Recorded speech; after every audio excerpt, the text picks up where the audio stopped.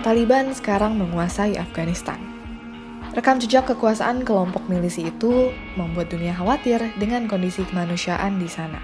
Berbagai pihak menyebut Taliban sebagai kelompok Islam garis keras dengan interpretasi super kaku terhadap hukum syariah versi mereka. Namun, sejarah Taliban lebih kompleks ketimbang potret minimalis begitu. Lahirnya Taliban merupakan buah persaingan panglima lokal yang mewarnai politik Afghanistan setelah mundurnya Uni Soviet. Saat 1978, terjadi invasi Uni Soviet ke Afghanistan. Selama 10 tahun, puluhan ribu tentara Soviet menjejakkan kaki di sana. Soviet ingin menyokong kekuasaan pemerintah Afghanistan yang berhaluan komunis. Dalam periode itu, perebutan kekuasaan di Afghanistan diwarnai suasana perang dingin. Sementara itu, sejumlah kelompok pejuang Afghanistan anti-Soviet mendapat sokongan dari Amerika Serikat dan Pakistan. Secara diam-diam, CIA juga menyuplai dana dan persenjataan ke para pejuang Afghanistan. Salah satu pejuang anti-Soviet tersebut adalah Muhammad Omar. Ia lulusan seminari Islam Sunni Ortodoks di Deoband, India. Omar dan murid-murid madrasah yang bermazhab serupa kemudian mendirikan kelompok pejuang Islam Pashtun pada 1994. Kelompok itu dinamai Taliban, dari bahasa Pashtun yang berarti murid-murid. Secara ideologi, Taliban menganut interpretasi Islami yang kaku dan ekstrem. Juga Pashtunwali, yang berakar dari sistem kesukuan Pashtun.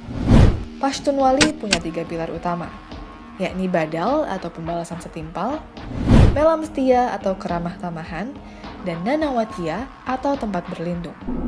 Setelah Soviet hengkang dan perang sipil berlangsung, Taliban berkuasa dan mendeklarasikan keamiran Islam Afghanistan pada 1996. Namun, di bawah kekuasaan Taliban, kondisi kemanusiaan sangat memprihatinkan. Pada 1997 misalnya, Taliban melarang anak perempuan untuk bersekolah. Perempuan juga dilarang bekerja di ruang publik. Laporan PBB mengungkap bahwa Taliban pernah melakukan pembunuhan massal serta menolak bantuan PBB untuk 160.000 warga yang menderita kelaparan.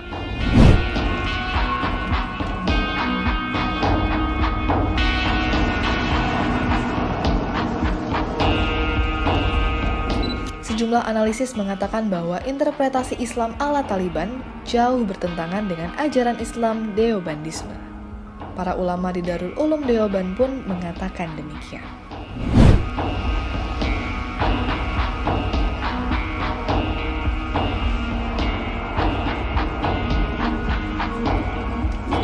Lalu, kenapa Taliban begitu populer? Taliban bukan hanya kelompok milisi. Lebih jauh dari itu, ia adalah kelompok yang punya akar kesukuan kuat, terutama di kalangan etnis Pashtun, etnis mayoritas di Afghanistan.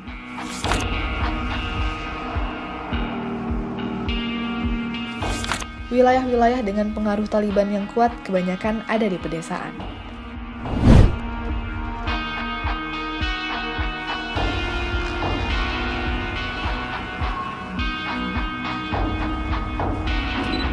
Penegakan hukum yang lemah di pemerintahan Afghanistan juga jadi salah satu faktor mengapa pengaruh Taliban sulit lepas.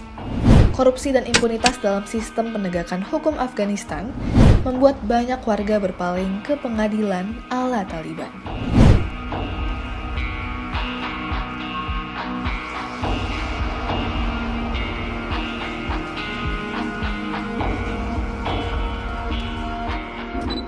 Meski sempat terpojok saat 10.000 pasukan AS dan NATO berada di Afghanistan pada 2001 hingga 2021, Taliban kini kembali mengambil alih kekuasaan di negara itu. Tahun lalu, salah satu pimpinan Taliban sempat menulis bahwa mereka akan menjamin perdamaian dan juga hak asasi manusia.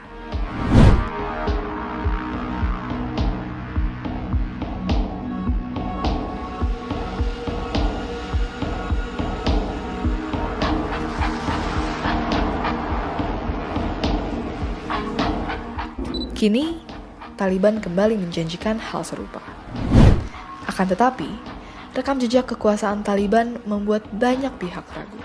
Killings continue. Civilian government workers, employees, but also activists and journalists. Will women be able to travel without a male guardian? Will women be able to be judges? Will a woman be able to run for president? There's a lot that is ambiguous and unknown.